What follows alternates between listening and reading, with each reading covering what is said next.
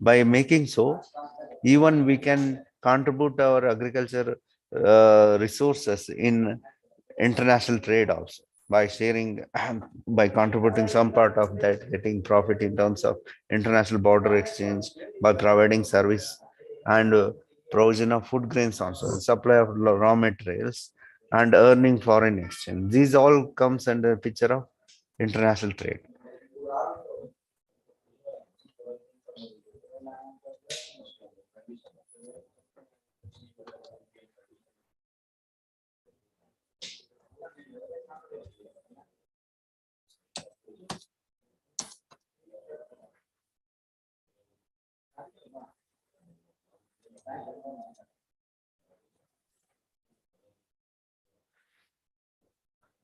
So this is the statistics where agriculture occupies how much rural Restrict, sir. households. Your screen is not visible, sir. Not Just we visible. are on the front screen. Or Is it now visible?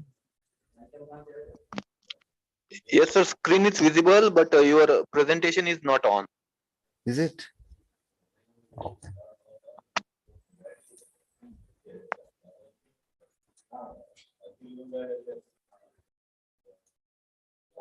Now? Yes, sir. Now it is visible. Okay.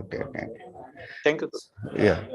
So as we know, it's agriculture provides major livelihood and employment and national food security. So it provides the largest source of livelihood in India, and major proportion of employment opportunities are more in any other sector. So 70% of rural household still depends on the primarily in agriculture for their livelihood, and 80% of the farmers belong to small and marginal farmers, which is a basic, very, we can say, a challenging sector where we have to provide, on the other hand, policy measures which will boost and which will help the small and marginal farmers at policy level.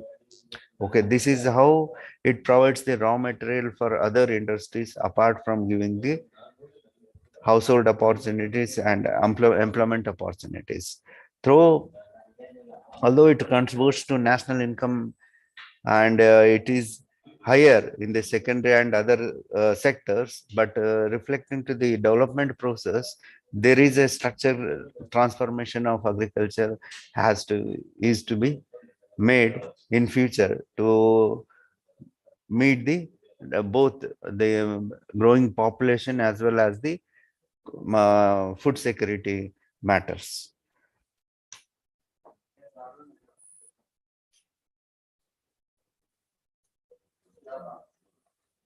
So the main source of livelihood, as it provides livelihood and directly and indirectly to the two-thirds of the total population, and that's why we say it is a main source and contribution for national income.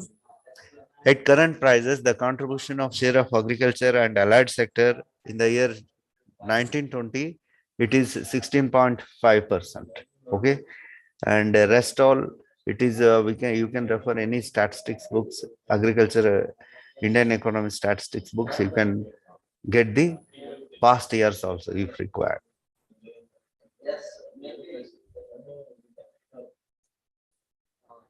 So this is the share of agriculture and allied sectors in gross value product, gross value in crore cities. Okay. In the year 2014, the share of agriculture and allied sector was 18.2%. Now in the year 1920, it has increased, it is decreased to 16.5. Okay. And the share of crops and livestock, if we compare this to the even for the year 1718, it is slowly decreasing. In very some cases, it's a meagerly a marginal increase, whereas in case of share livestock and other, see if we see 4.4, 4.4% and 4.9, it's a marginal change, hardly.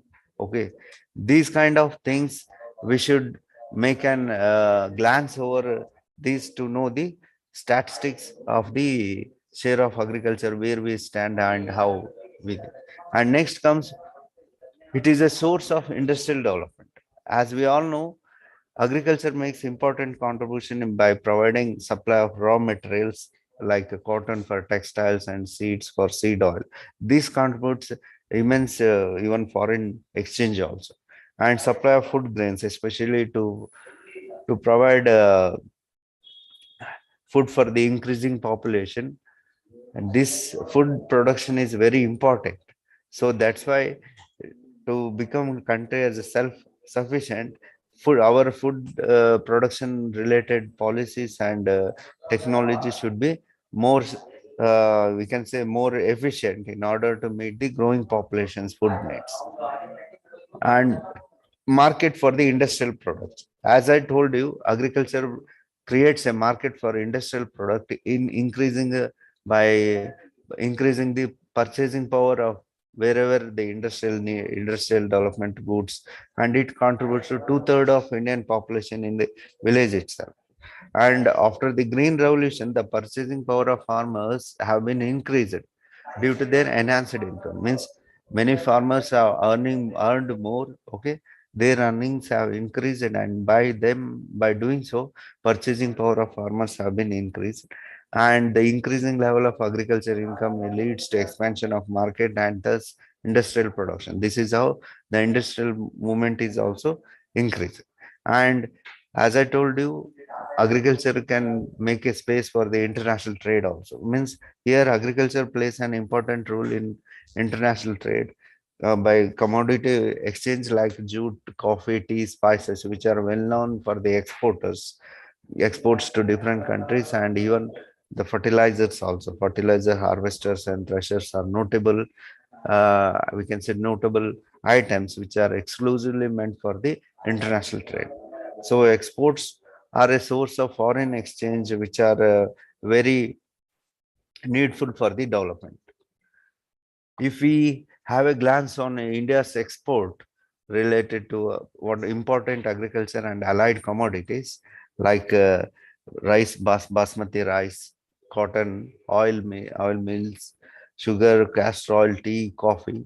So in total, it's into 2016, its total is 22.76 crores, whereas in 2018, its value is 274. The figures itself reveals there is a huge potential of our commodities with the international market. So once we increase the production of these commodities, we can earn more in the international markets. So here, to earn that, the government should keep a good policy supports. That's why international trade related policy supports are needed, and that's why roadways, railways, networking it should be good, so that it will not only it's boost the agriculture growth, it also acts as a source of government revenue for the majority of the part states of the India where it is moving large quantities of agriculture produce to international market, and it also creates as a wealth for the nation, wealth of the nation, as it is a significant component of country's wealth. It's in terms of fixed asset, land occupies highest rank in India beside the capital worth. All this gives uh, development, which creates a wealth for the nation. And regarding the importance of agriculture, see, change is happening in rural India, but still a long way. Means change is happening only in few pockets. So that change need to be spread all over where we can visibly see the agriculture is changing over a period of time. It takes time, but it has to be done. And agriculture is benefited from the improved farming techniques, but the growth is equitable. Here though we are few farmers are making use of farm techniques, improved technologies, but that reach is not completely to the rural communities. The transfer of technology should be reached to the technology rural places where it can be properly used, and all the farmers should use the improved techniques of the farming, then only it will be benefited about the improved technologies. And Land use is changing in rural areas as farmers are getting good value for their holdings. The effort should be stopped migration of urban areas. See, this is actually a major challenge where migration reduction in the migration can be done only when we create an environment in rural areas where it is very we can say very favorable for the agriculture and allied practices. So this has to be made by institutional change. I'm getting voices. Can you please mute your system? Okay. The number of essential commodities should be reduced to an absolute minimum, especially non-food grains.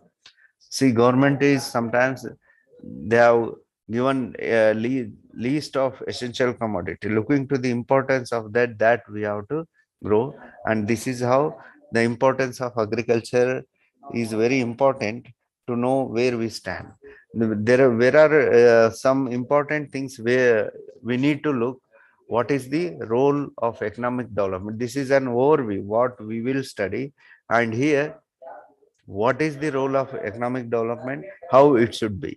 And first is the agriculture. The role of agriculture is it stimulates the industrial expansion by providing raw material, and it provides an employment where direct employment by rising crop rising. Agriculture expansion also provides other space or other indirect employments and resources for the capital formation.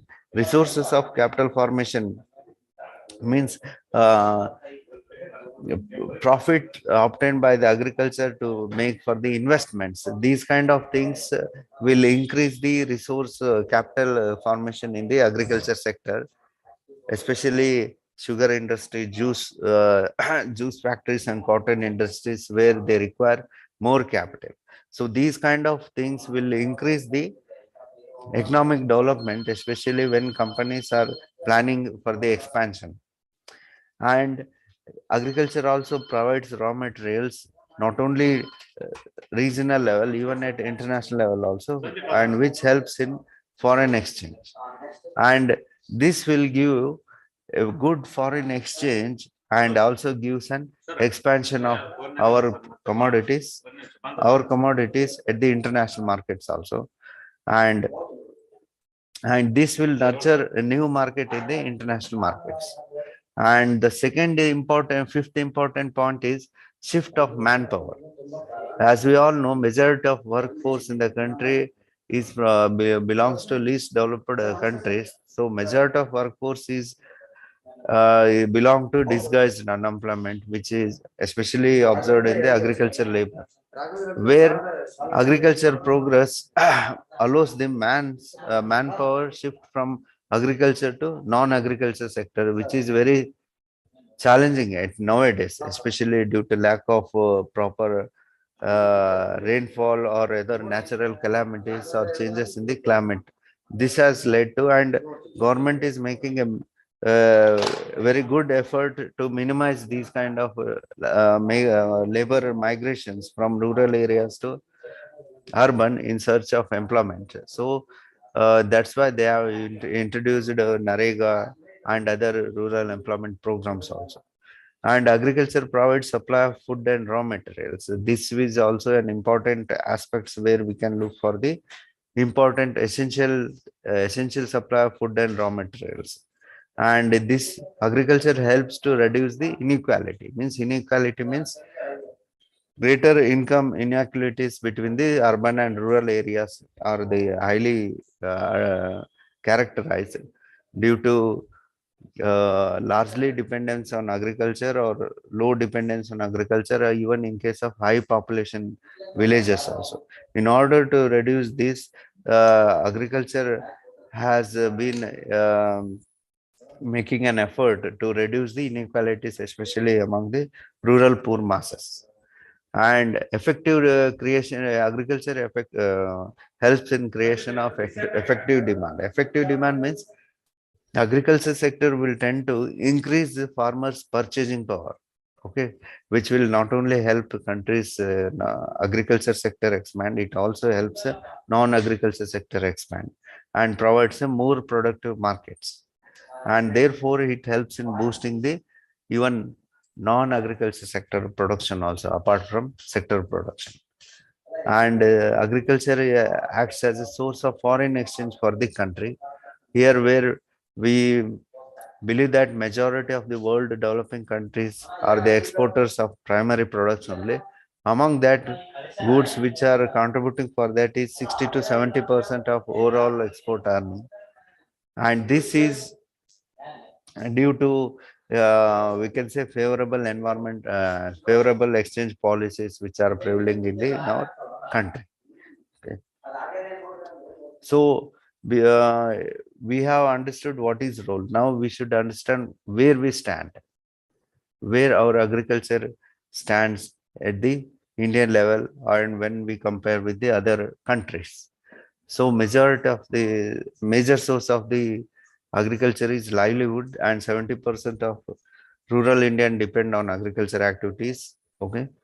And people depend on agriculture in foreign countries, which developed nations such as America, Japan, and Germany have less population which are dependent on agriculture in comparison to India. This is our position or status. Okay. And coming to increase of the foreign trade, agriculture plays important role in enhancement of in increasing international trade. The commodities which are exported from India are oil cake, tea, vegetables, fruits, coffee, cotton, sugarcane, sugar, flour, and raw. So agriculture contributes proportionate to good part to the in Indian exports, and even organic farming and exports are increasing the from recent past. As we all know, it creates employment opportunities also. Almost 70% of the rural masses earn a livelihood from the agriculture and other agro-based industries. And more of capital investments, especially capital equipments are used for the cultivation, irrigation, land preparation, harvesting. Okay, all these requires more capital investment, which is a huge investment, and income leads to savings and saving leads to investments. This is how it is interconnected. And as we all know, agriculture contributes 16% to the national income of the. There will be savings from agriculture and it will leads to capital formation, especially when it comes to livestock like cattle, buffalo, sheep, all those things will help the improvement in the investment. So there are some loopholes, or we can say drawbacks in the agriculture activities. First is poor input and techniques. See here, if we want to adopt a good quality of product in both international and national markets, we should we should have a knowledge of good inputs and better improved technologies. Then only there will be a good method of production and higher productivity. Okay, we are in lacking that. Still, though we have developed in many areas, still there is a lack need. There is a lack of improvement in the production and the productivity aspects. And second is inadequate irrigation facilities. One of the main reason for the weakness of Indian agriculture, which has been lacking of irrigation facility in India.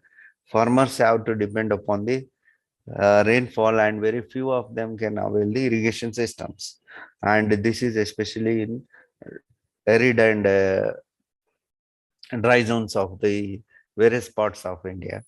And indebtedness of the farmer. This is an oldest saying that farmers in India are born in debt and live in debt and wicked. Means they start farming from loan, and they will living with loan, and they will be start ending their life with the loan. Okay, this is the fate of a farmer, especially in India, where the reasons for this are many. There will be hereditary litigation, want of supplementary income, and wasteful means spending unproductive spending, making spending on unproductive purposes. These are all few factors responsible for the indebtedness of the farmer. And low adoption of improved technologies, say, such as high yielding varieties, which is very rare in India. All farmers will not take. Only few pockets of farmers will take that. Though every farmer is having a will having a urge to make more production, but only few farmers who are having good knowledge about the inputs and all, they can take a decision.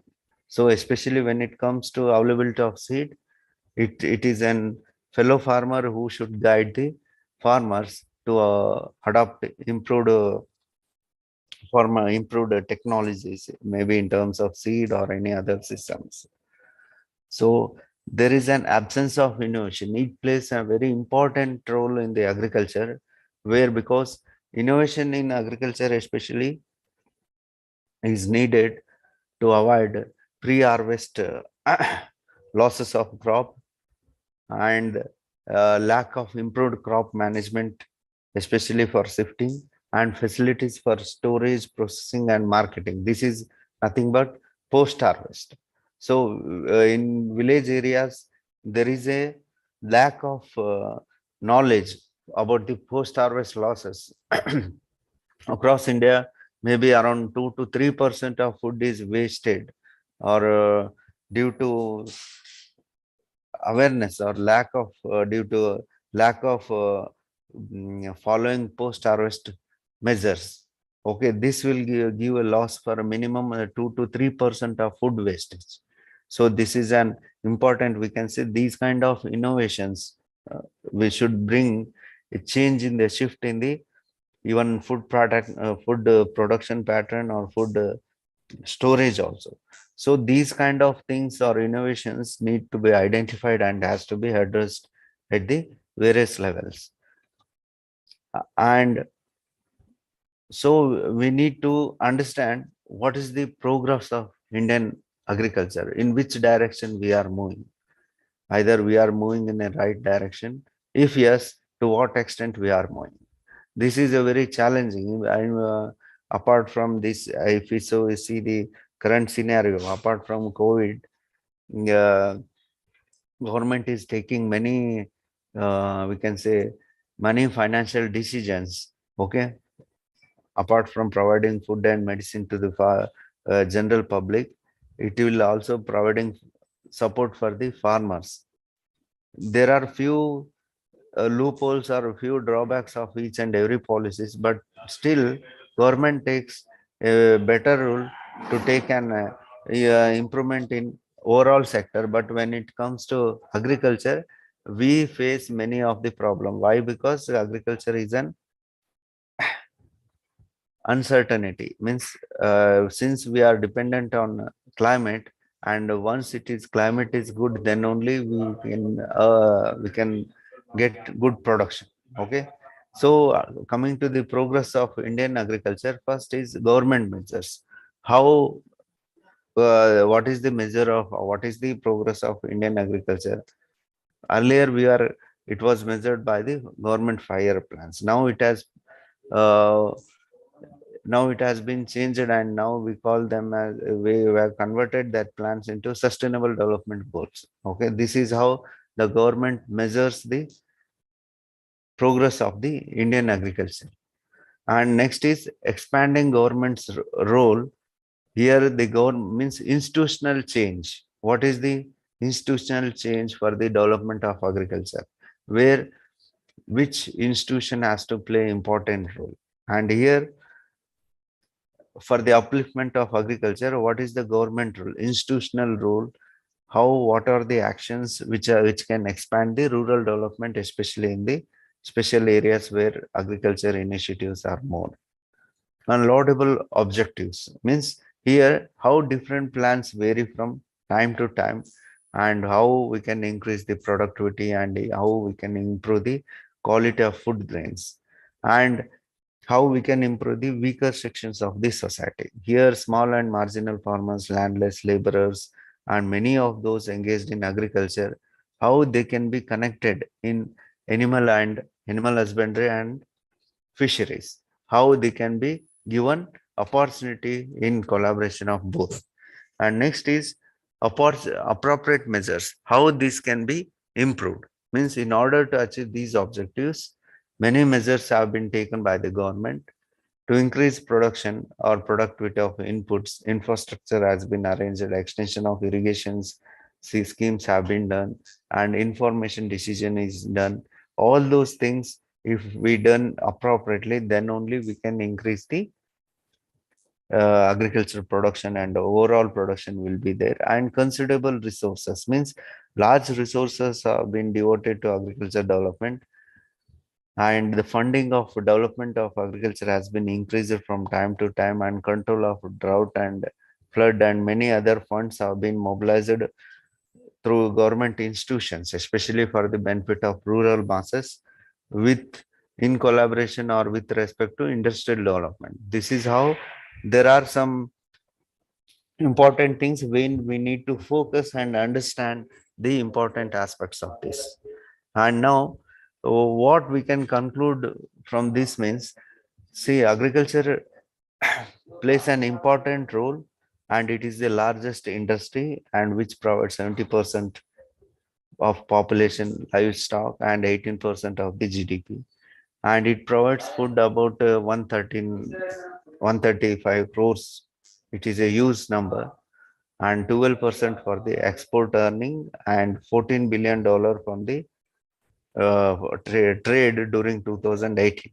Maybe these figures may be changing if we compare with the recent, maybe 2019-20 like that. So you can update, and these are very important for the exam point of view. So coming to the, this is about the agriculture, and coming to the land reforms. Okay. So when it comes to a word of land reforms, how the land availability of land has been changed, and what made them to change is we can say a good sign of reform. And here land reform means equity in agriculture, that also means the shift of ownership of landholding.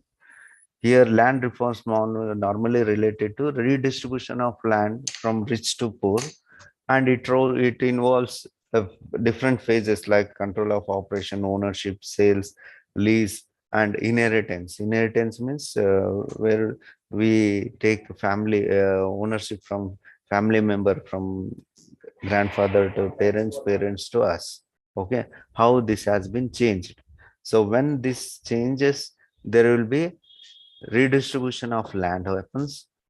It is not proportionate, that means compulsory that that land has to be divided from rich to rich only, even sometimes rich to poor also.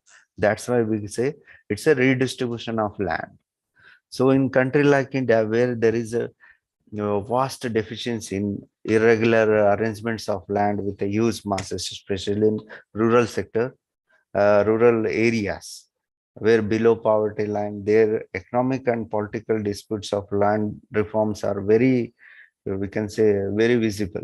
Even in areas due to discrimination among caste and social credits, social thing, taboos, even the land distribution is not made equally for the payment what they. So this is a still existing in the rural areas.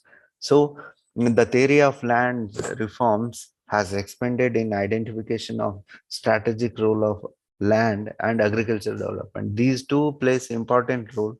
If the proportion of land is high, how agriculture development will be.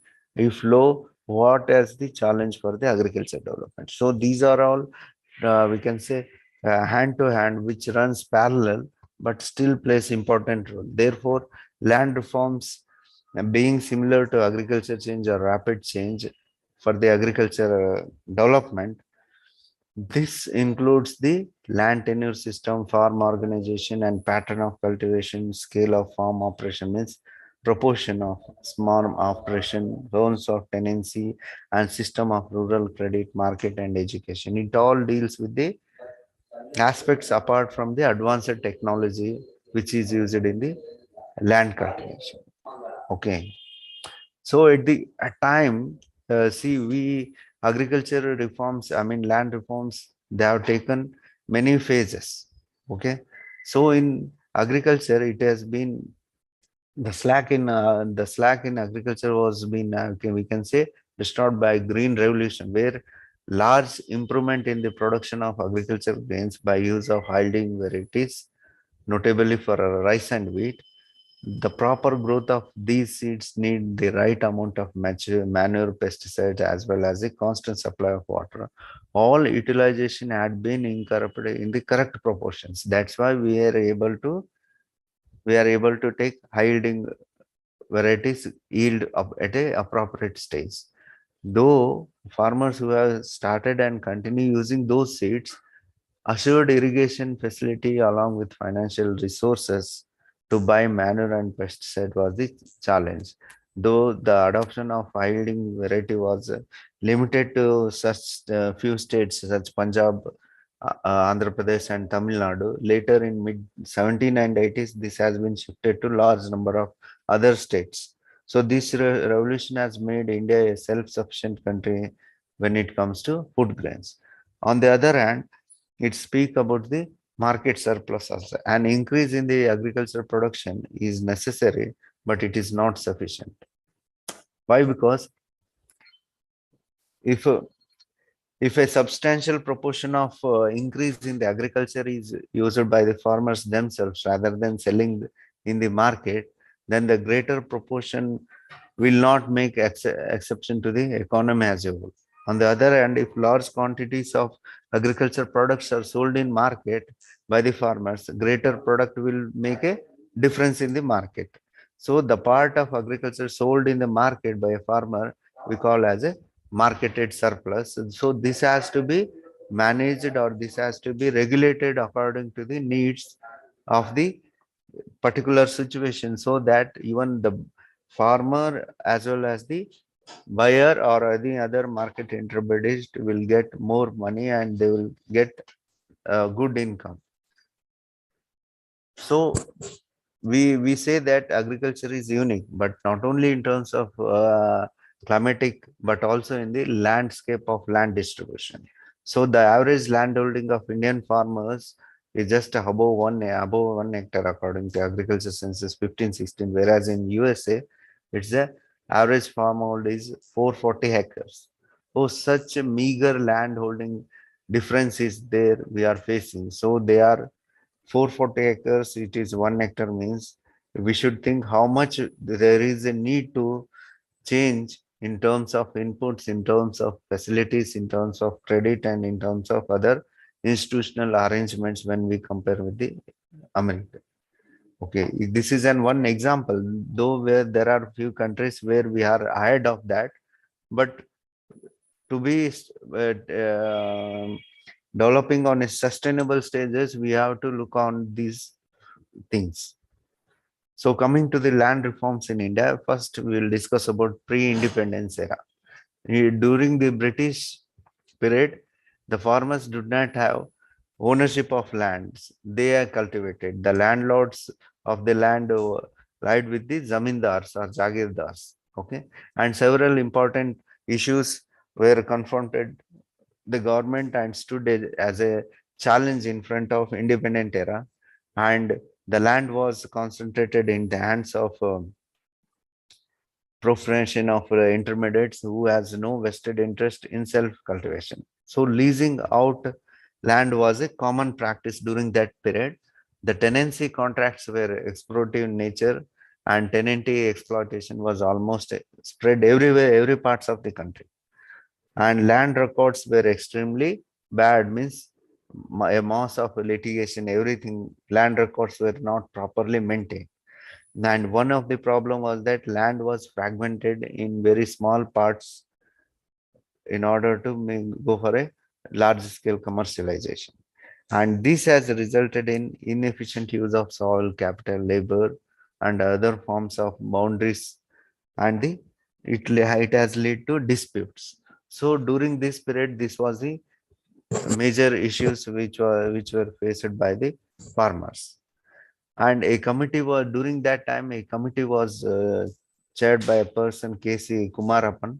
He was appointed to look at the problem of land, and his committee has given reforms in the agriculture, and it has four components. One was abolition of intermediaries, tenancy reforms, fixing ceiling of landholding, and consolidation of landholding. These were taken in phase wise because those need to be established a political will.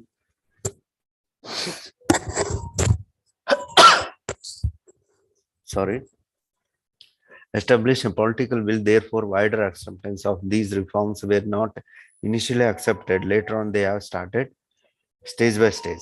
First, coming to the abolition of intermediaries. Here, the first important legislation was abolition of zamindari system, which removed the layer of intermediate who stood between the cultivators and the states. This has been changed and helps many farmers to take to change in the ownership.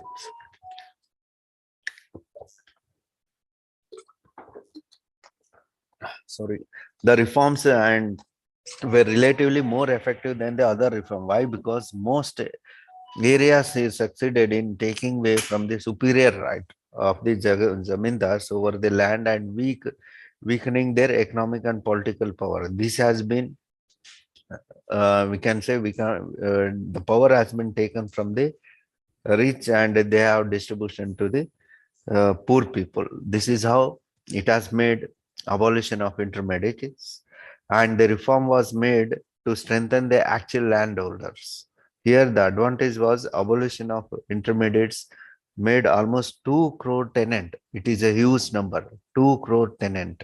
We can think now 2 crore tenant or 2 crore farmers who were before landless, then they have after implementation of this act, they have become landowner. Okay, such a huge impact of land reforms initially during the land reforms, and the abolition of intermediates has led to end of parasite class, and more land have been brought to the under the government position for distribution to the landless farmers, and considerable area of cultivation wasteland and forests,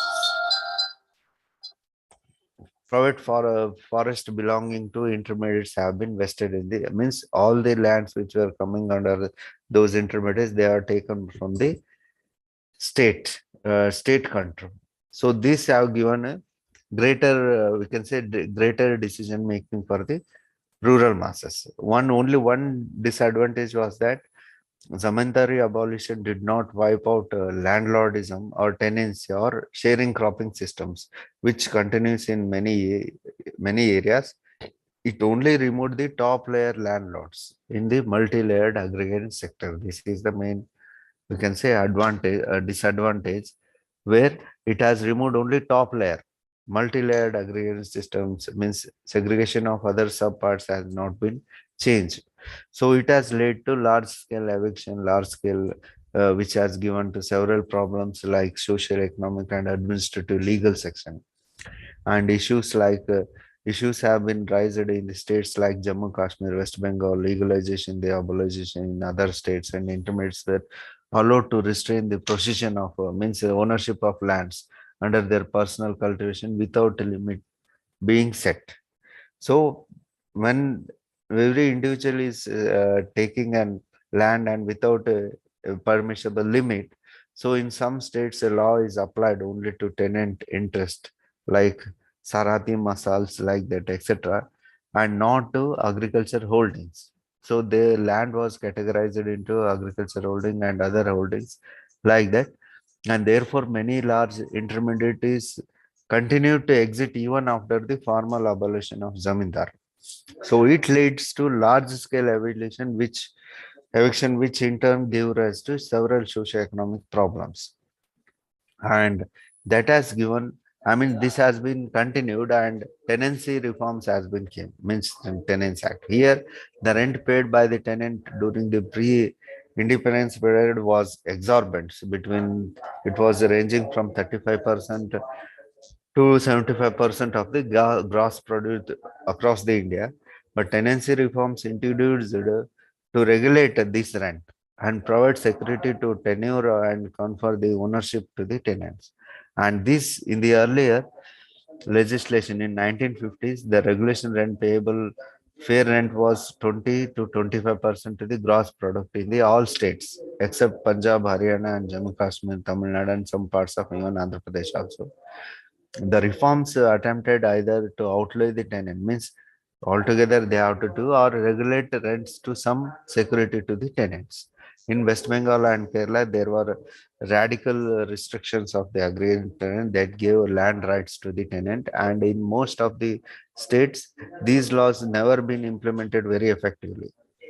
There are again loopholes from the different states. Despite a repeated emphasis in the plan document, some states could not pass even legislation also. Why? Because they are not willing to give up their lands to the government. And that's why this has been not effectively implemented.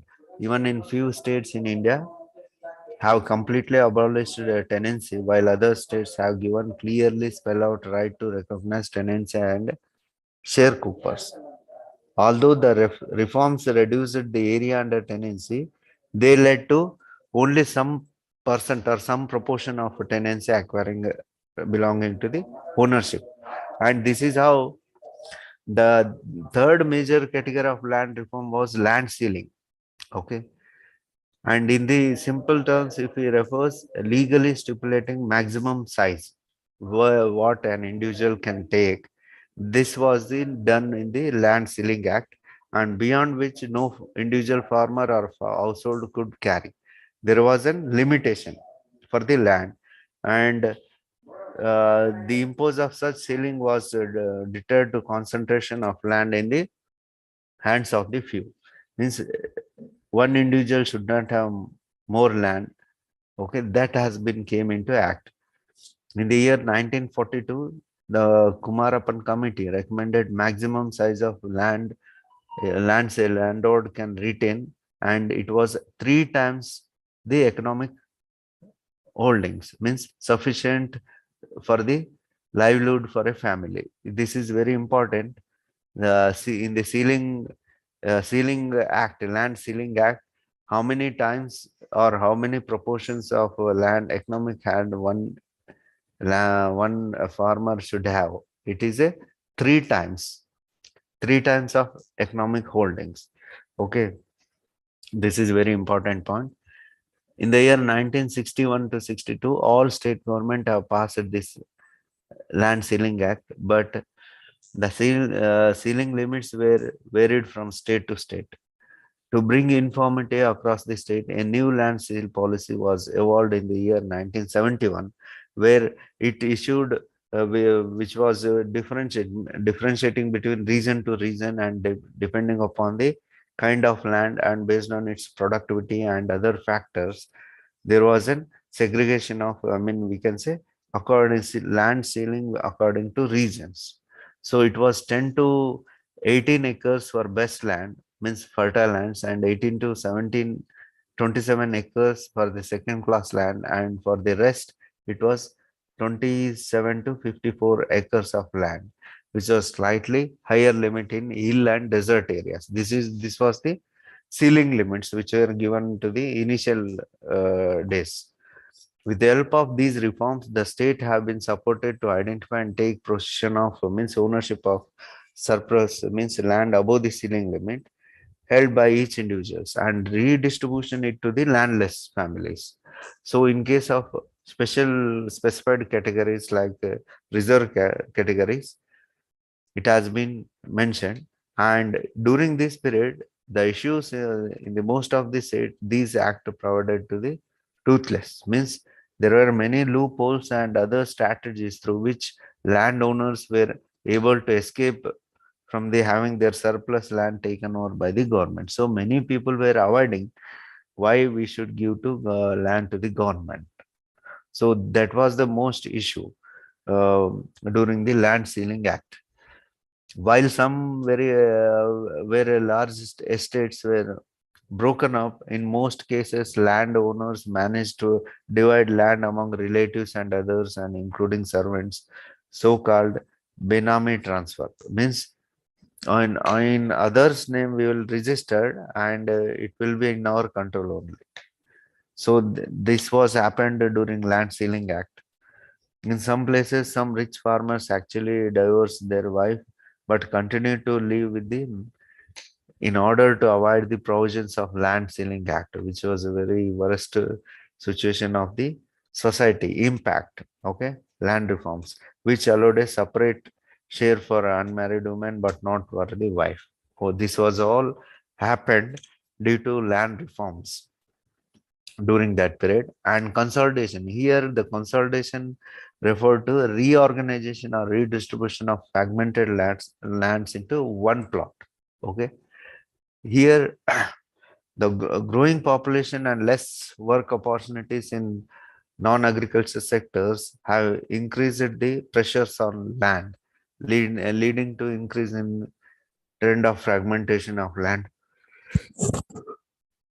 landholding. And this fragmentation has made irrigation management tasks and personal supervisions, which were very difficult to manage those lands. Why? Because they are very fragmented and each person cannot take the agriculture practices from one place to other. So due to that, consolidation was very important at that point. And if a farmer have field plot in the village, those lands were consolidated into one bigger piece of land, which has been done either by purchasing or exchanging of land. So this was followed for almost all states except in Tamil Nadu, Kerala, Nagaland, Tripura, and part of Andhra Pradesh, where the enacted law for consolidation of holdings.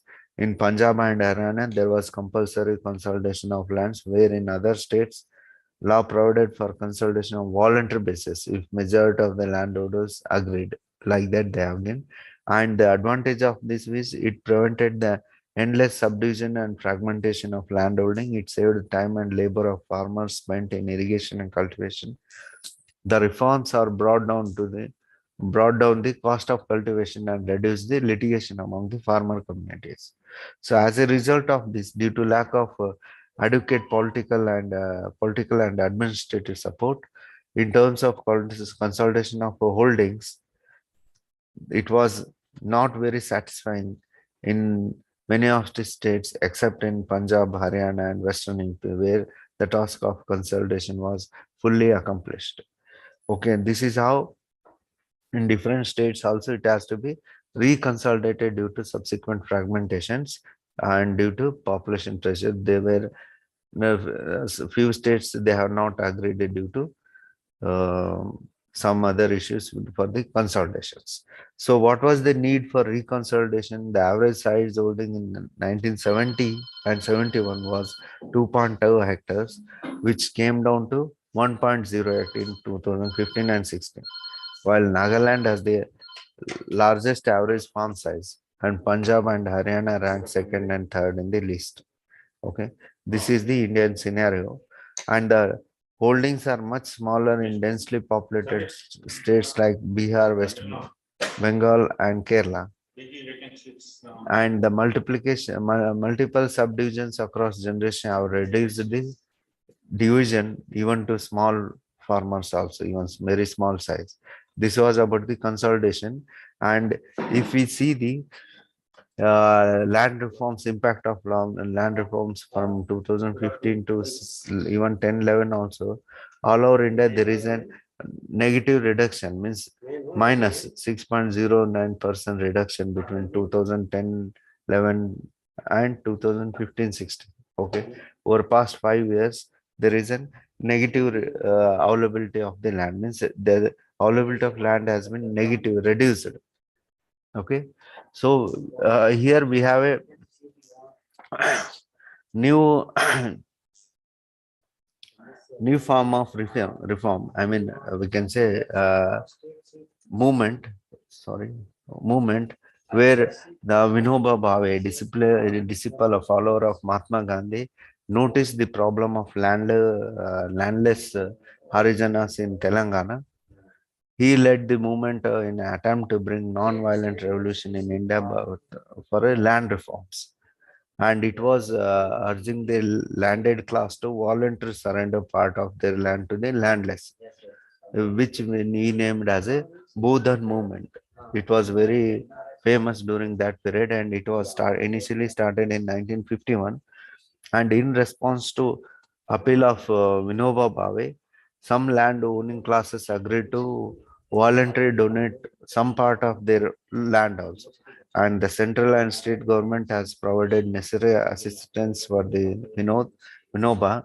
And later, Bodhan gave the way to Gramdan movement, which was began in 1952. By doing so, the objective of the Gramdan movement was to persuade landowners and even lease the holders in each village to renounce their land rights,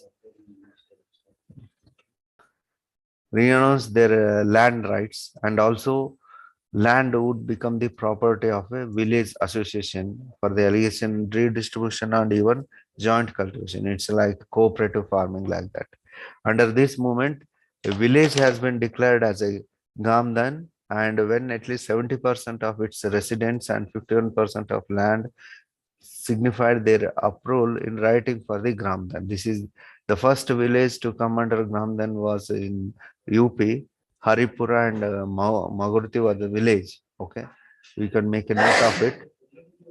And the success of this movement, the movement was first post independence movement thought to bring social transformation through a movement and not only through government legislation, because it is an independent movement. Okay, independent movement where it has been done post independent era. Okay, and it has created a moral ambience, but pressures on being big landholders, and it also stimulated the political activity among the peasants and landless, provided a fertile ground for the political propaganda to organize peasants. Okay, and what is the drawbacks was the about this means land donated was mostly to those which were unfertile. Okay, this was the major drawback. As a result, land and although large areas of land was collected, but a little was distributed among the landless. Gramdan movement was started in villages where class differentiation has not been merged, not been emerged. Therefore, there was a little difference in land holding ownership, and mainly especially in tribal areas. Even till today, it exists. But it was not successful in areas where there was a disparity in land holdings. Further, the movement was failed to realize its revolutionary potential. As a result, though it has received widespread political patronage, the movement reached its peak in the year 1969, and several state government passed laws aimed at Gramdan and Bodhan. After 1969, Gramdan Bodhan lost its importance due to shift being a purely voluntary movement to the government-supported program. So in the year 1967, after withdrawal of Bhave from the movement, it lost its mass base. Means no one has taken initiative to make against such movements after the post-independent era. Okay.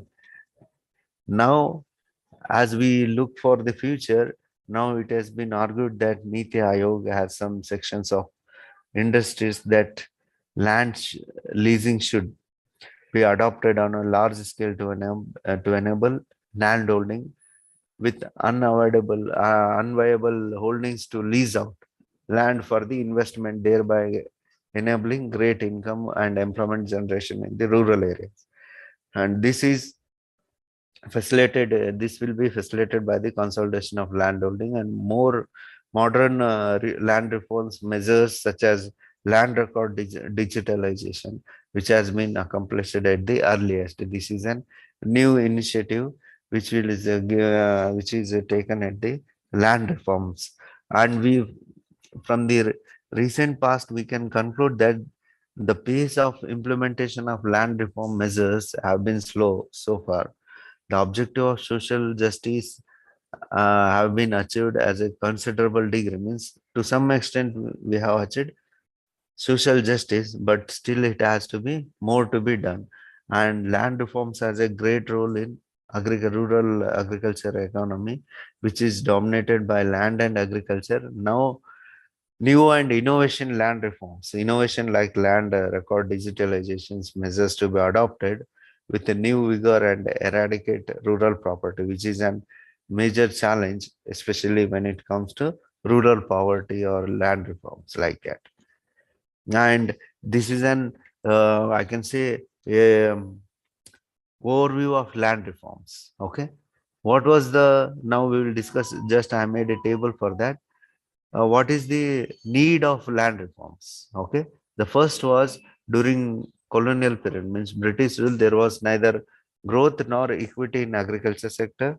At the time of independence, about 70% of country population was dependent on agriculture. Land reforms aimed at removing all the obstacles in agriculture development and arising due to land holding pattern, agriculture tenancy, and more. Okay. And this was the needs of the land reforms. What are the types of land reforms they made? Land reforms refers to reforms that are related to ownership of land, land revenue, rules and regulations. Okay. All these have been made with respect to land. And abolition of intermediates, how it has been changed, this intermediates between the government and actual tillers of the soil, popularly known as zamindars, have been abolished.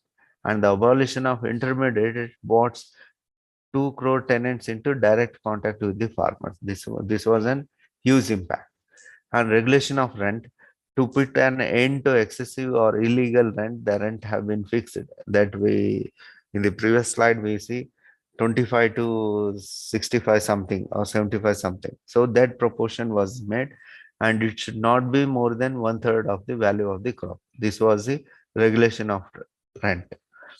And security of tenure. The most of the states have passed legislation to provide security to tenant cultivation, and tenants cannot be removed from land except under exception laws.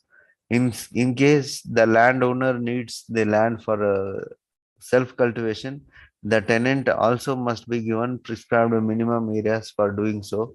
This was an security given for the tenant. So about the consolidation of holdings, here the consolidation implies holding of a farmer's land at one place rather than scatter pieces at several places. This was the objective of the consolidation of holdings. Here, despite all the efforts, about 30% of cultivated area could be consolidated in India, mostly in Punjab, UP, and Haryana states. And the rest other states should not make, were unable to make consolidate the consolidation of land holdings. So this was a drawback. And ceiling of land holding with a view of promoting equity in distribution of land, the ceiling has been imposed on the holding size. It refers to maximum and minimum limits to the size of the holdings that one has to be permitted by the government. So the surplus land means over and above where the uh, farmer or owner is having, above that it has to be redistributed. Suppose if I am having 10 acres, if government orders me you should give only 5 acres, I should submit my another 5 acres to government. It will be redistributed among the landless or small farmers for the cultivation. This was the ceiling of landholdings. And cooperative farmings. Under this scheme, all landholders in the villages form a cooperative, register societies for cultivation in cultivation of land in the same village, and it encouraged to increase the bargaining power of the smallholders in the competitive market.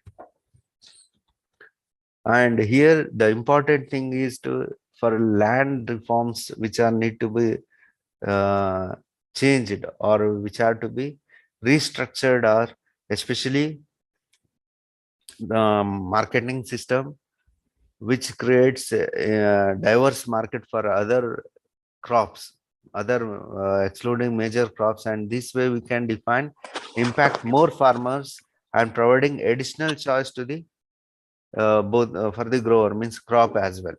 And setting of cooperatives in rural areas is also required for the farmers, and availability of credit. These are the few important policy reforms which are to be taken by uh, the policy levels. And another thing is MSP, minimum support price, which was introduced in the year 1960 to prevent economic exploration of farmers, which has been reformed. The intervention of government as an intermediate customer to ensure the balance of prices for the agriculture crops and the MSP. The farmers should get enough profit for their produce what they are selling. And the philosophy of this policy is to very clear that what needs to be worked out on implementation of such policies is to be clearly clearly sort out or communicated to the government so that it can view, at least if not in future it can be. So for instance, NSSO, National Sample Survey Organization, has conducted a study in that. If you're interested, they can go through this. Okay. So coming to agriculture development, uh, I would like to ask the participant, do you need a break for 5 minutes? Means monotonous will not look good as per my belief. Hello? Yes, Yes, sir. sir. Yes, sir. We can Yeah, take the 5 minutes. yeah, 5 minutes break because monotonous listening is not good. Take 5 minutes break. Again, I will be starting the development, theories of development. Okay? Yes, sir. Okay, okay.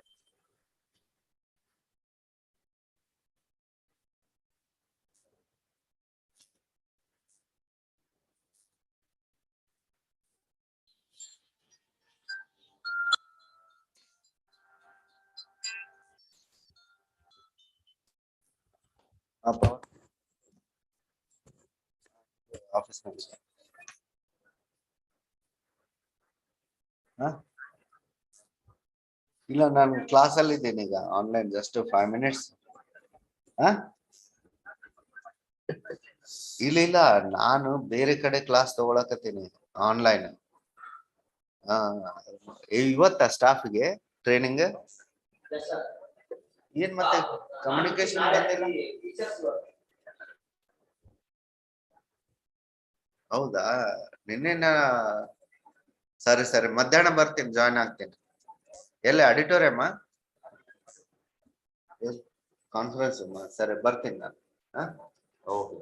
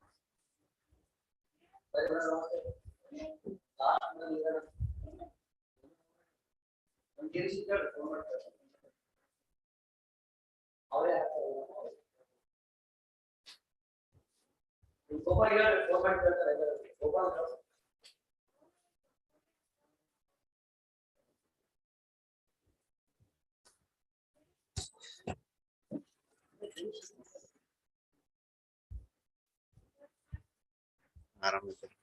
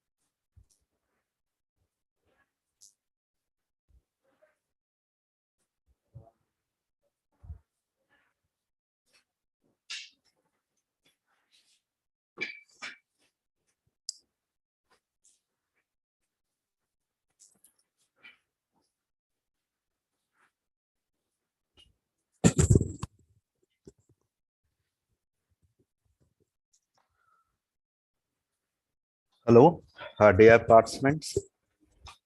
Shall we continue with the other part? Hello, Praveen? Yes, sir. Yes, sir. Yeah, shall I? Yes, sir.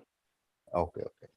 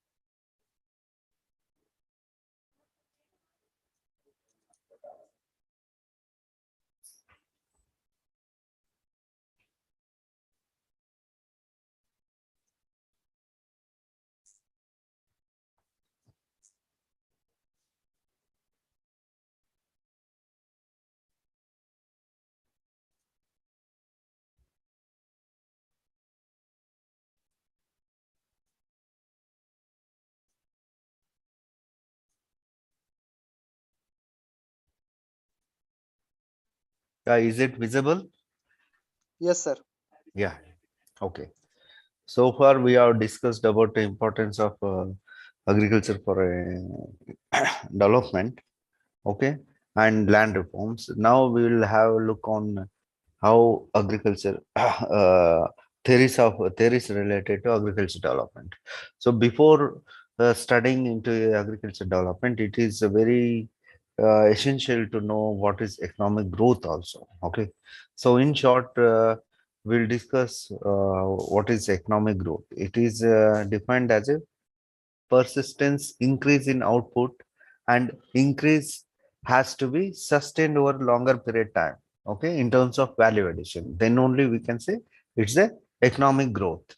If it is for a shorter period, we can't say it is a economic growth. It should be for a longer period, and it should add some value addition for the existing, then only we can say that output is increasing at a persistent rate, and that is increased over a period of time, for a longer period of time, then that we say it's a economic growth.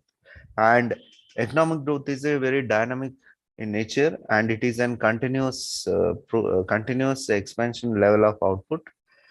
And if there is one time rise in output which is short lived or temporary, we say it is a discrete rise, then it is not an economic growth. This is very important. Growth should be always continuous, longer period. It should not be one time, or it should be very short period. Okay. And growth in output has been further classified or divided over into two manners: extensive growth, okay, and intensive growth. Extensive growth means if there is an increase in total output, that we say extensive growth. For intensive growth, if there is increase in growth in terms of per capita output, okay, this is related to total output. This is for the individual per capita output.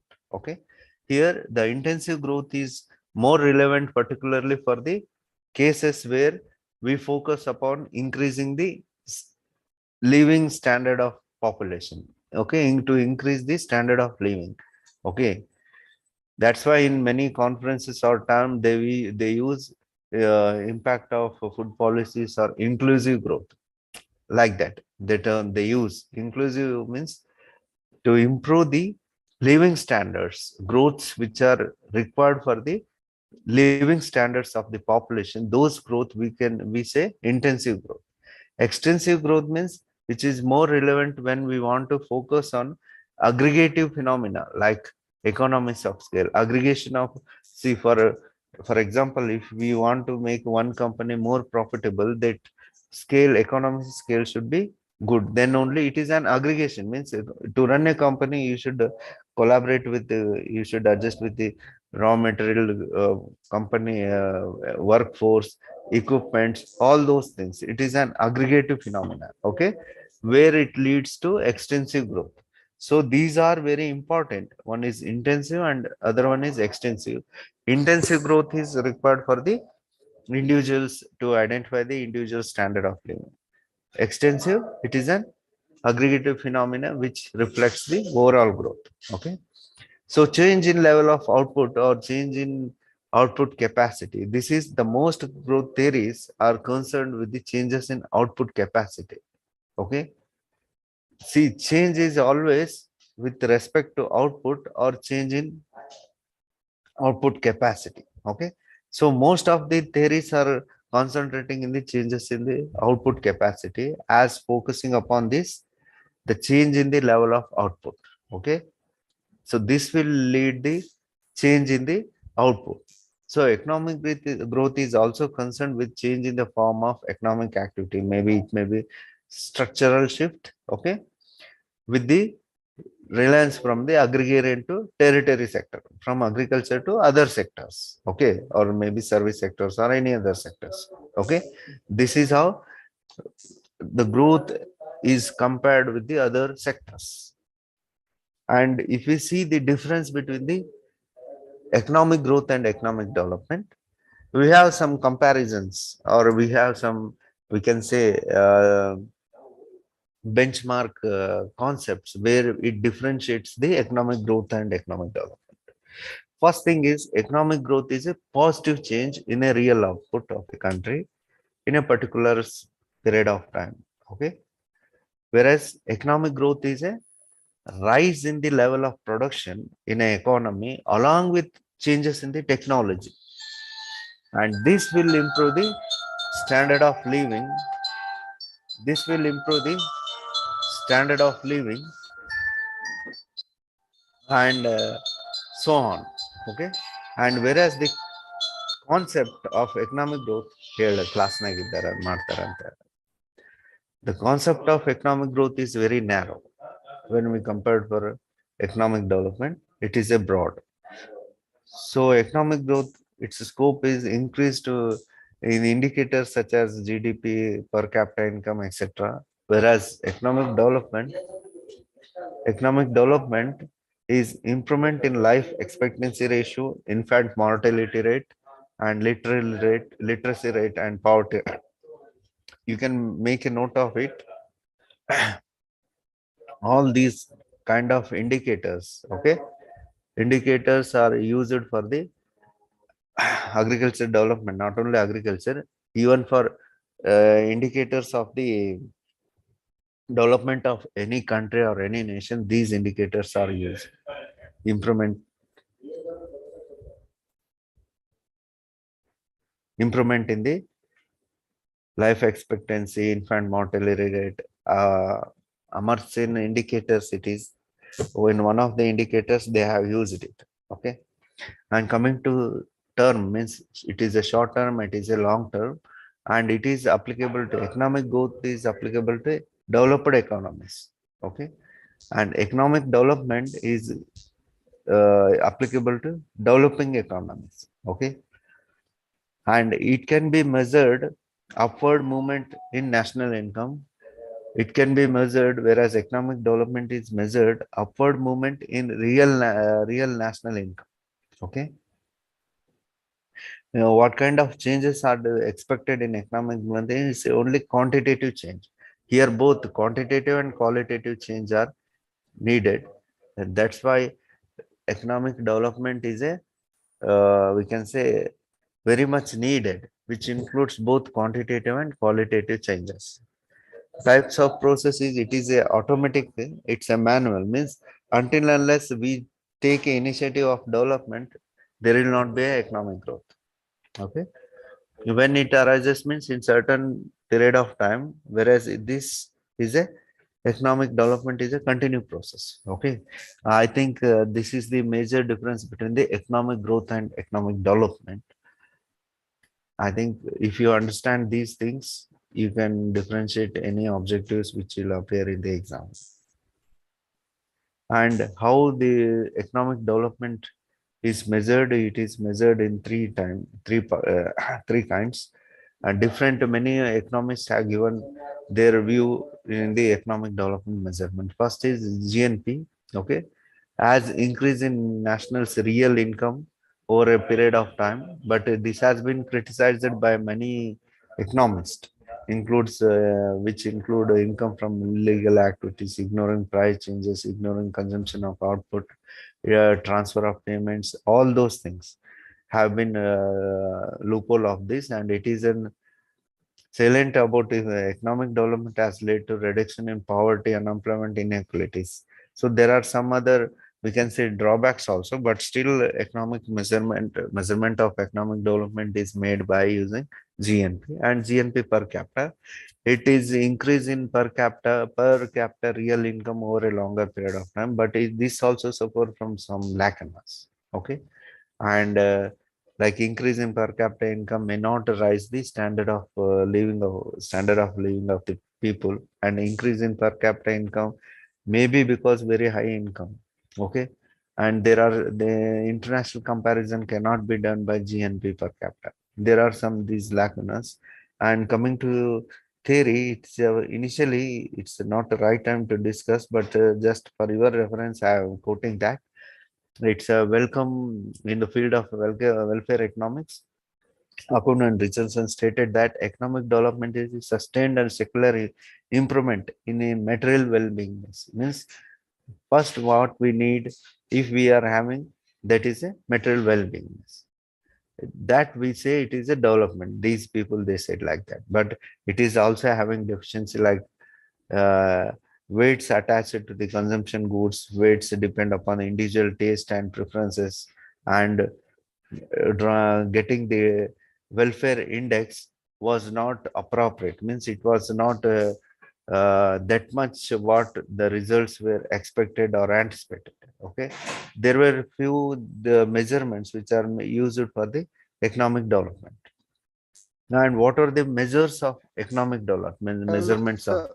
yeah, Sir, I think slide is not moving, sir. is it? Okay, okay.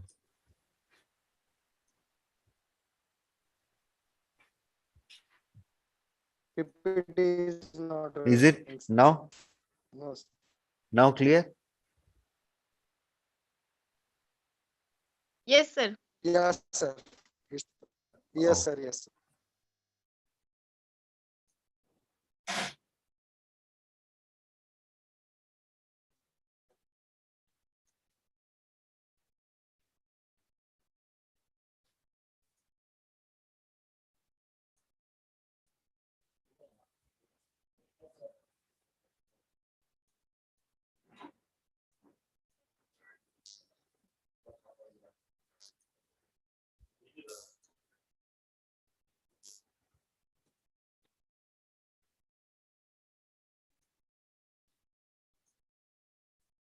is it now audible? Clear? Yes, sir. Yes, sir.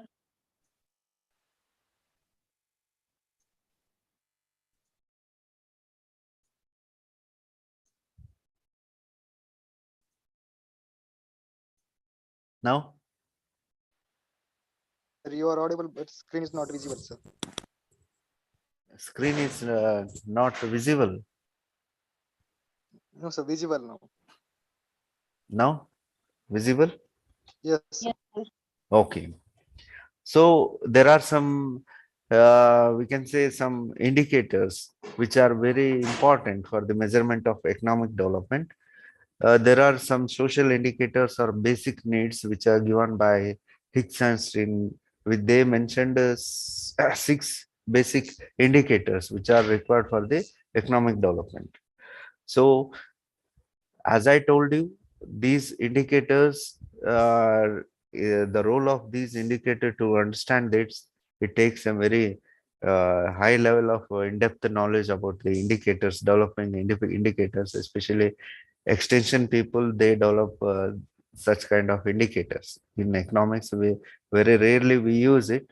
If we start quantifying the indicators by sharing the knowledge of extension education experts, it will be very good. Okay, here for understanding the economic development, there are six indicators: health, life expectancy, education, literacy, food calorie, water supply, and sanitation and housing. These are the few indicators which measures the economic development. And coming to the theories of economic development, first we will discuss about the Adam Smith theory of development. Okay, where he says that in his theory of development, uh, Hello. Hello, sir. Again, I Sir, think again. it is stop, sir. now Not running, sir. Still stop.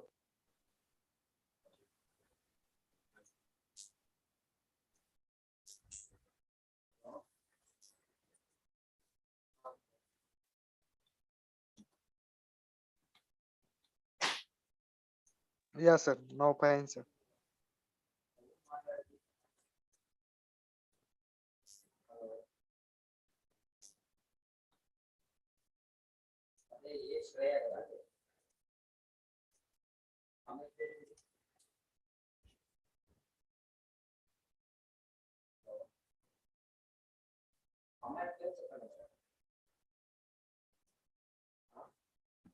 now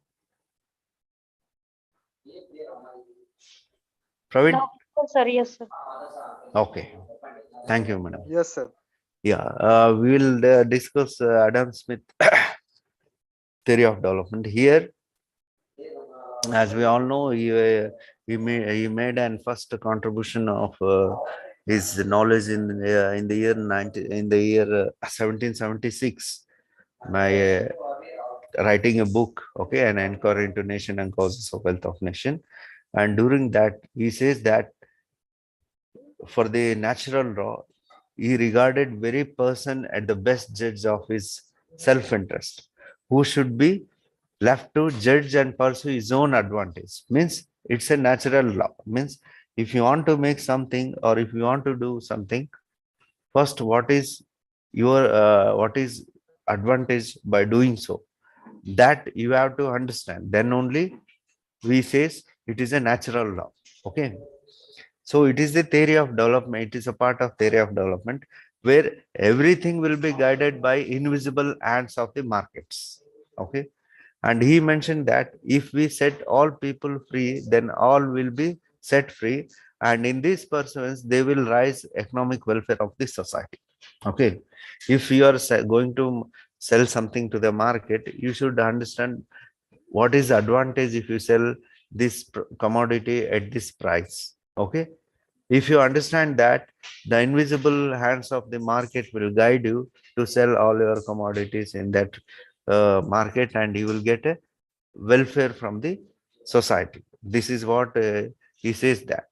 And he mentioned that the bread that we get basically because the baker wants to bake the bread, which is self-interest. Okay. Means this means that if you want to prepare something, you should have self-interest. For development, there is a self-interest is more essential than basically getting into work. Okay. And here he also focused on laissez-faire economy. Here the invisible hand, the automatic equilibrated mechanism for perfectly competitive markets tend to maximize national wealth. Okay. So these kind of things he has called this kind of phenomena as a natural law. And he has focused some division of labor, some important features for the division of labor also. He mentioned that in the development of theory that resulted in the greater improvement in the productive powers of the labor. How we can improve the greater productive powers of the labor? Simply by raising the skill sets and saving time to produce some goods and inventing the labor saving mechanism or labor saving techniques. By doing so, we can increase the productivity of the labors. And this has improved through the intervention of technology and even from the market expansions also.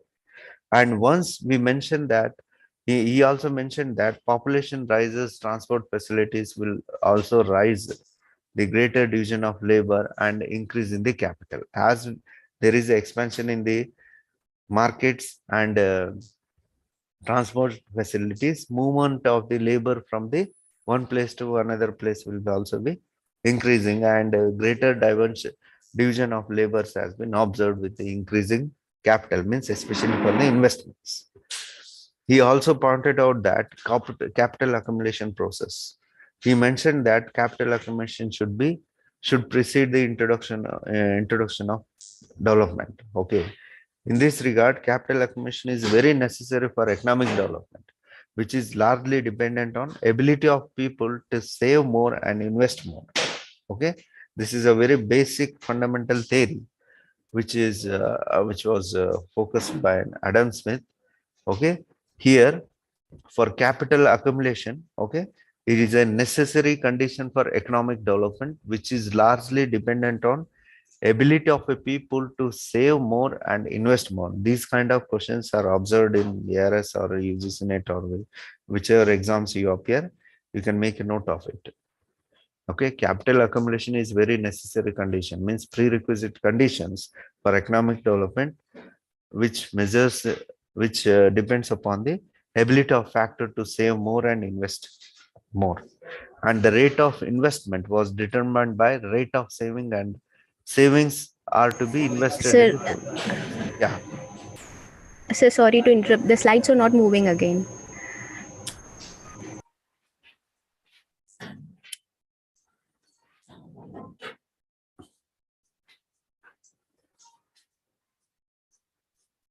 Now, now visible? Sir, it is visible. It is in 41st slide. Now, are you changing the reflections? No, sir, it is not changing.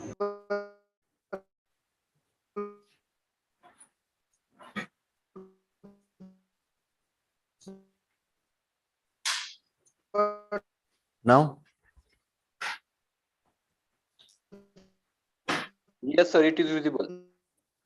okay.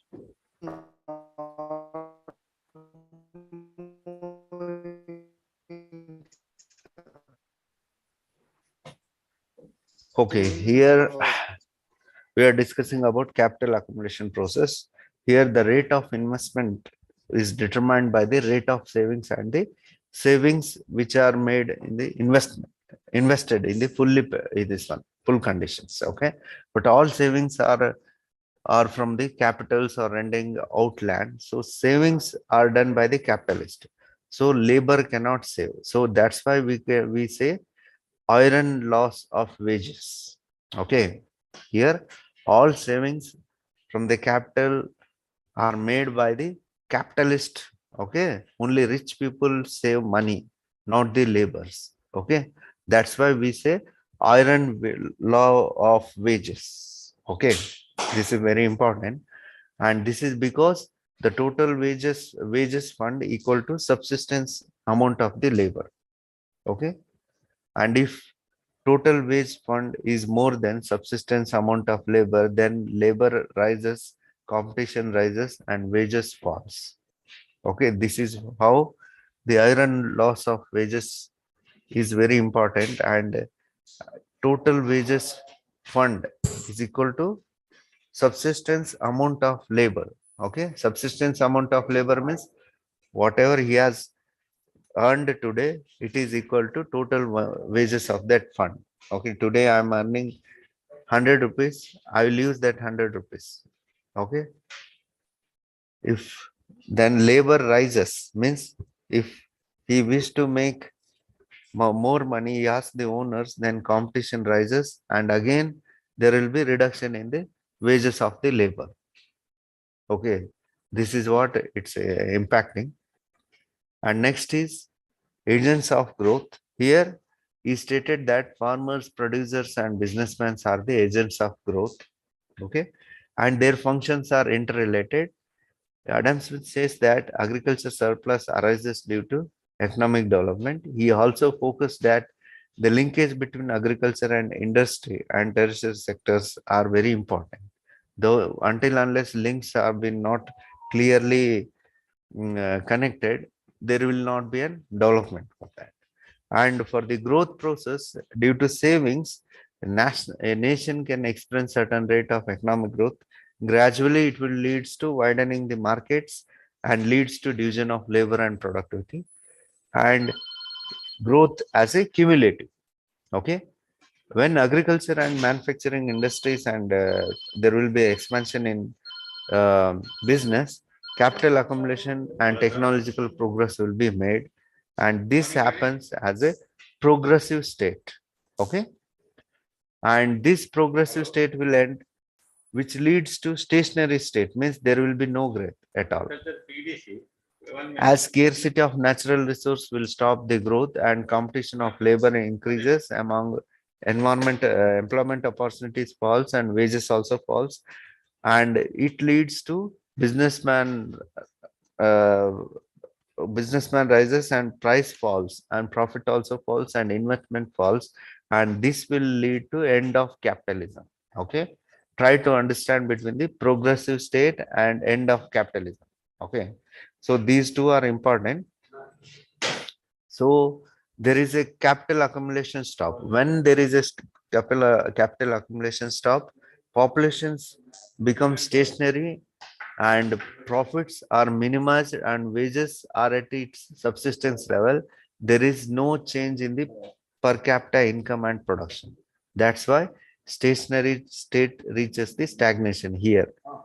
Okay, there will be no growth. That's why it will be, yes, is a stationary stagnation. Okay, the economic growth from K to S, from year to year during the path time T. Okay, after T, after this, okay, the economy reach stationary state linked to S. Here it is a, okay. Further growth does not takes place because wages rises so high that profit becomes zero and capital accumulation stops. Okay. Due to this, there will be a problem and there will be no capital accumulations are made. Okay. This is important aspects of the adherence with development theory. And next comes Ricardian theory. Here the principles of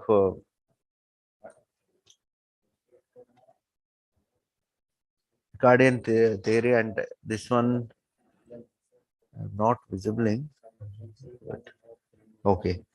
He proposed that the theory of development is simply discuss the distribution aspects, where his theory was based upon the margin and surplus principles and explains the share of rent in the national output, how output changes when there is an we can say use of marginal principle, and surplus principle explains the division of share between wages and profits. Okay, these two things, these four important aspects he has tried to explain in his theory. And assumptions where all land is used in the production of corn and working forces in agriculture helped in the all land is used in the production. Here in during that time it was corn, and now it is not that. The law of diminishing returns operates on land. Supply of land is fixed and demand for corn is perfectly elastic. Here in Ricardian theory, the demand for crop is, they may ask like that, perfectly inelastic. We can't make changes in that. And labor and capital are variable input. Okay, and capital consists of circulating capital, and there is a capital homogeneity.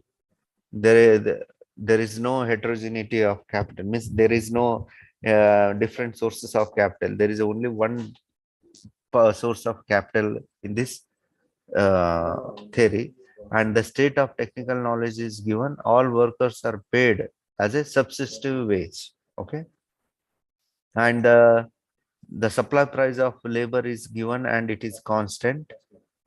There is a perfect competition and capital accumulation results from the profit. If profit are there, then only capital accumulation happens. This is what Ricardian says. Whereas Adam Smith says capital accumulation happens when there is a savings. Okay, more savings, more investments. And in the Ricardian theory, he modified Smith theory to include diminishing returns of land. This was the major drawback. And like Smith, Ricardian theory consists of landlords, capital, and laborers.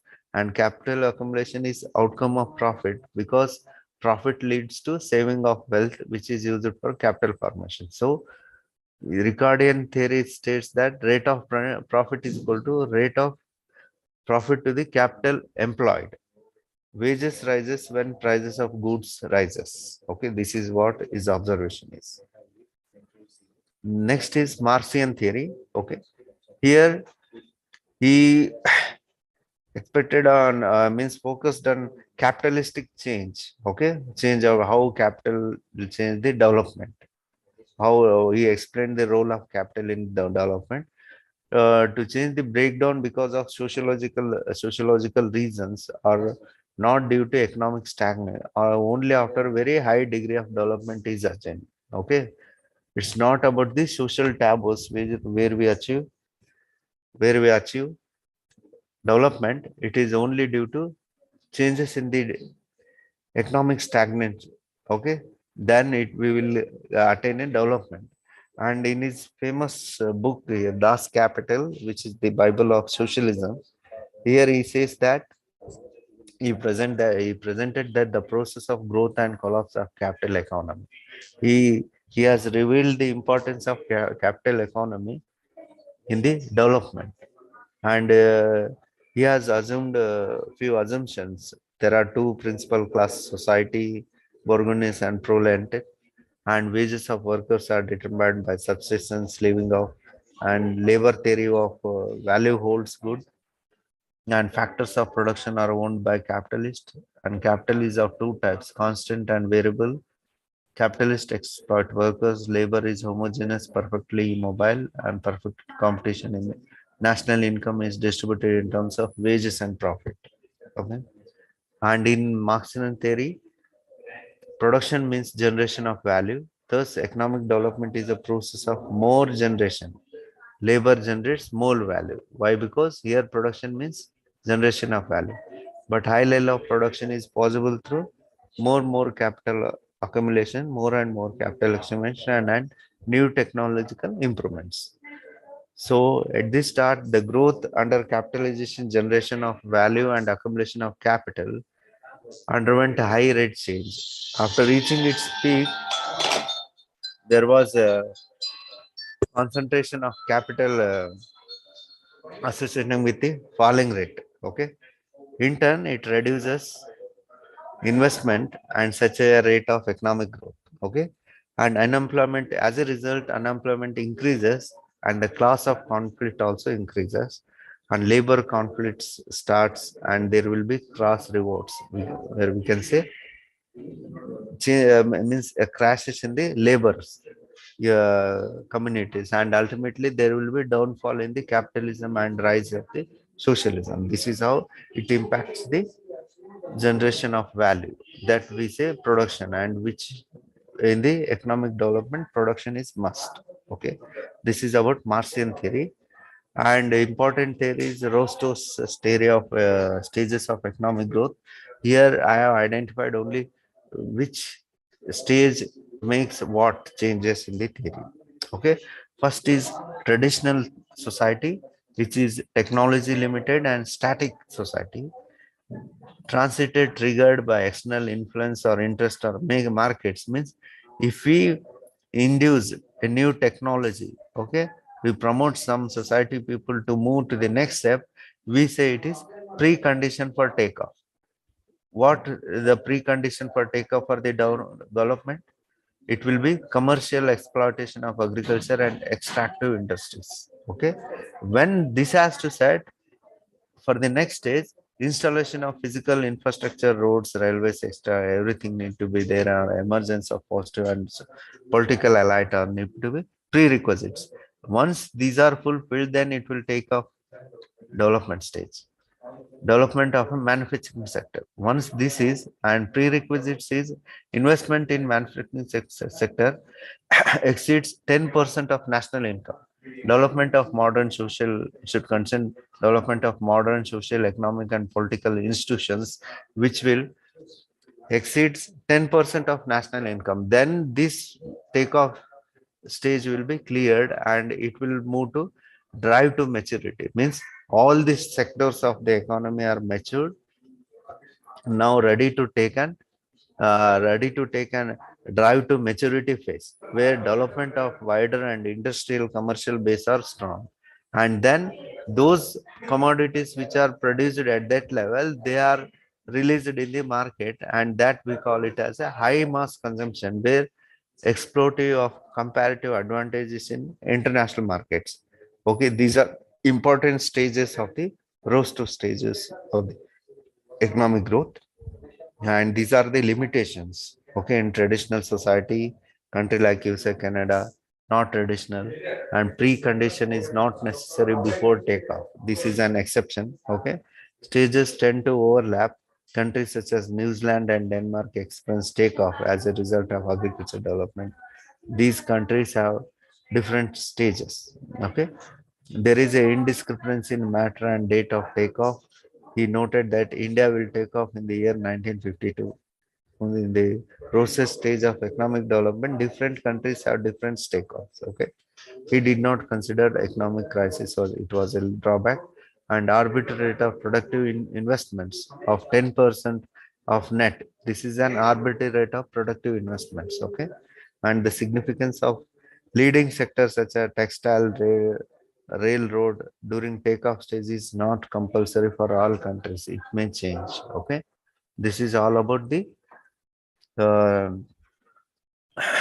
roster stages of economic growth. And here, unbalanced growth theory, okay, where A.O. Hirschman he was proponent this. The strategy of unbalanced theories was most suitable for breaking vicious circle of poverty, okay, in the underdeveloped countries, and the poor countries are in state of equilibrium at lower level of income, where the production, consumption, savings, and investment are so adjusted, okay, that are extremely low level, that state of equilibrium becomes very difficult. Means in order to achieve equilibrium, it's very difficult, especially in underdeveloped countries. That countries require this theory. Okay, that the only strategy for economic development in such country is to break this low level equilibrium by deliberately planned unbalanced growth. And this is an option that shortage created by unbalanced theory considered considerable incentives for the invention and innovation. This theory says that if there is a deficit in the growth, we should encourage them by encouraging inventions and innovations. We should encourage, for example, if people who participates in children who participates in dance, we encourage them by giving chocolate or by certificate or anything. Okay, like that. Countries which are facing unbalanced growth, we should invite some outside favorable growth conditions, which we should give an incentives and innovations for the growth. And during this period, he classified the series of investment into two types. One is convergent series, other one is divergent series. The sequence of creation and appropriation of external economies and investment made on projects which are appropriate and more economies than they created is called convergent. Divergent means it refers to projects which are appropriate less economies than they create. Means what we invest, if they create more than, if we invest 10 rupees, it has created 20 rupees. Okay. It's convergent. If we invest 10 rupees, we get only 5 rupees. It is divergent. Okay. Like that, there is he classified the series of investments. So by this, I conclude my topic. Uh, I request now the participants, if you have any doubt or any clarities, I'll do my best. Praveen? Yeah, thank you so much, sir. I would like to request all the participants, if someone has any queries or doubt regarding today's session, please ask to sir.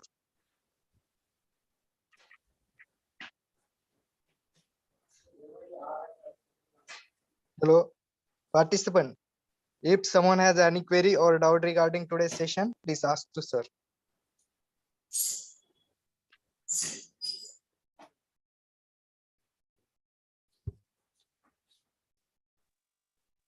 I think no, sir. Okay, Praveen. Okay, then. So, No. so thank you so much, sir, for your time, sir. You Yeah, have yeah. I should grateful for the committee members for giving this wonderful opportunity. Okay. yes, sir. Actually, Yeah, what happens, sir, in simultaneously too many sessions are running here. So yeah, yeah. many graduate students are fragmented into other sessions also. So thank you so much for your time, sir. And Okay. definitely this session will help to our participant for their respective examinations. And I would like to thank also participant.